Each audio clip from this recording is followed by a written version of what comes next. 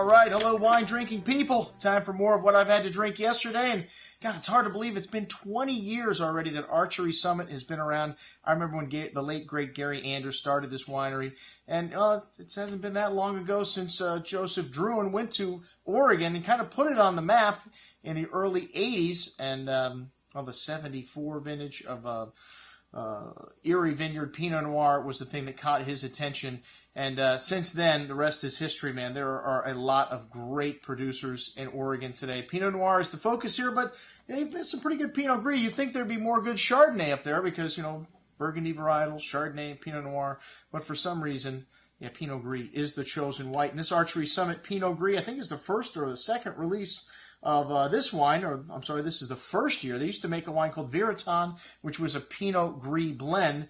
For some reason, it never caught on. But varietal Pinot Gris, people really know this, and from the Willamette, really good. A little more richness than they get in the Pinot Grigio in Italy, usually. This wine had a nice, crisp aroma to it, fresh pear and apple fruit, notes of fresh white flowers, some lime, citrus, honeydew melon here as well, and really fresh and fruity on the tongue, clean and crisp on the finish, a hint of whetstone-like minerality here, very good stuff at $24.75. But, you know, Pinot Noir is what this winery is all about, and the Premier Cuvee is a blend of all 6 of the different vineyard sites that they make single vineyard wines out of, and this 2011 wine is all about the vintage and the house winemaking style, just like this wine always is.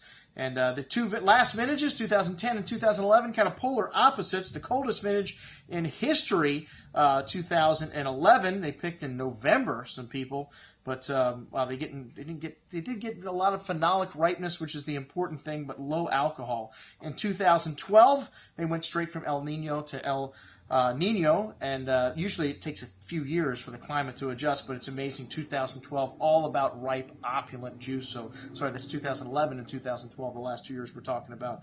And this wine, well, really nice, juicy fruit on the nose, bouquet of raspberry and wild strawberry fruit, some exotic spices, some pretty floral notes, along with a little bit of earth here, nice complexity, but this wine all about its pretty fruit and those floral notes here, some red cherry fruit, red berry fruit, along with that spice and that floral notes showing through on the finish. Nice length here, and a firm hand of acidity. These 2011s really built for the long haul. Only 5,000 cases of this wine produced per year. Excellent juice at $49.75. We may be able to put a sale price on this at around $39, this Cuvee. These guys offered us a very good price on this, so making us one of the greatest prices in the country on the Premier Cuvee 2011 from Archery Summit. All right, the Red Hills Estate from the Dundee Hills is up next, and, you know, they don't have any of this wine to sell, so they just brought us this by to tease us, or to show us what the 2011 might be like. This wine's got a good bit of minerality to it, good earth,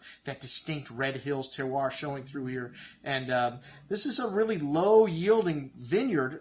You know, they only get about 1/5 or pound fruit per vine, so naturally very concentrated raspberries and cherries. They add about 8% whole clusters into this wine, so you get some of that baking spice nuance in this, that brown spice, that cinnamon, and this wine's, like I said, already sold out. I don't even know why I'm spending this much time talking about it, but the 2011 should be in shortly, and it's at $87.75. Most excellent juice. They make about 700 cases of this wine, so it's not going to be around for long. Anyways, the Dundee Hills Arcus Estate. This one they make about 1,000 cases of, the Premier Cuvee, and it's got a little more dark fruit, some plum and cassis here on the nose. The 2011 vintage, some pretty floral notes, exotic spices, not quite as much spice as that Red Hills Estate wine, and a lovely floral bouquet here, violets and gardenias, blue and black fruits, no whole cluster here, like I said, so you don't get as much of that spice, but really nice hand of dark fruit shown on the tongue with smooth, silky tannins. One of the things we love about Pinot Noir is that it's that sexy approach on the palate. Really feels just decadent. Nice structure in this wine, as in these 2011s. We mentioned before, a classic vintage. Really, really long hang time, so you've got a lot of flavors that have developed, a lot of nice spice and floral notes showing through on the finish, but showing some tannins. This wine has got some structure. It needs 5 or maybe 10 years in the bottle. Most excellent juice. One of the best 2011 Oregon Pinots that I've had thus far. That's what I had to drink with our friends from Archery Summit. That's winemaker Chris Mazepink and a good friend Greg Gutierrez. I'm your host, Andrew Lamposoni, signing off for the Wine Watch, saying remember, always drink the good stuff first.